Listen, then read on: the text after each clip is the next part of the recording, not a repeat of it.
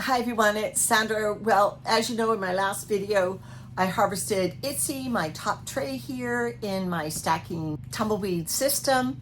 Let me show you the castings that I pulled out. Remember, I estimated it was about 5 gallons.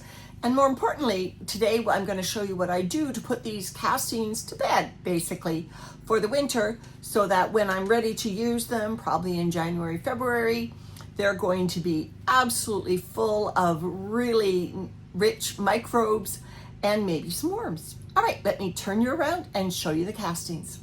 All right, I've started dividing them into 2 of these containers.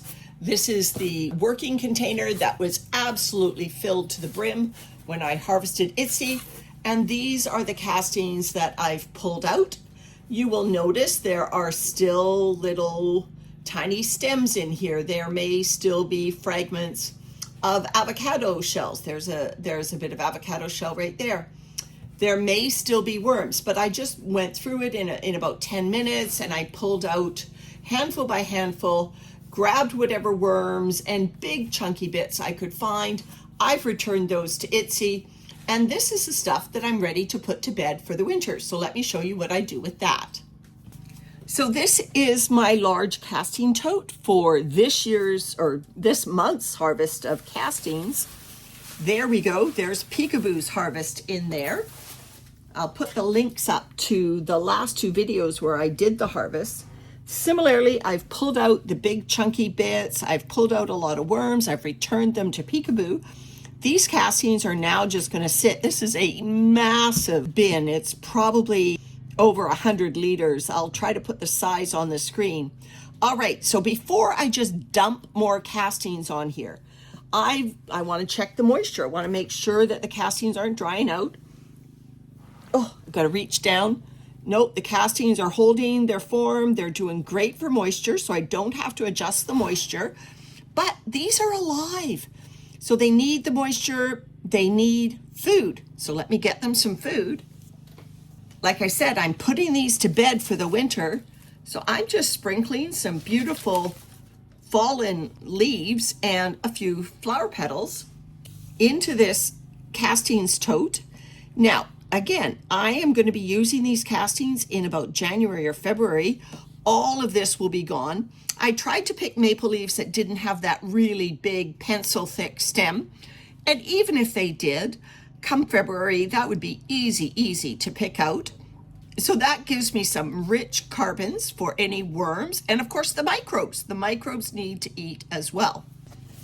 Those leaves, they've got a fungal buildup on them already. You can see that they're already damp. They smell like a fresh forest floor. Absolutely perfect for this circumstance. This is an open container. I don't want to invite any rodents getting in here, so I'm going to avoid feeding food scraps. But what I can do is I can sprinkle some spent coffee grounds in here. That is going to add a little bit of nitrogen to balance out those leafy browns. Stain my hand as well. I also just have this piece of cardboard. Try to wipe off my hand as best I can. Cardboard. That is also going to disappear. And I know people have differing opinions on using newspaper. I personally don't mind using newspaper in my bins. So a layer of that is going to be much more readily available carbon than those leaves that are going to take a bit longer for any worms or microbes to get into. So now I just add my new castings. So like I said, this is probably about 1/3 of the vermicompost that I pulled out. Oh, there's a pumpkin seed. I'm probably going to find that in February, but the rest of these castings, they just go in right on top.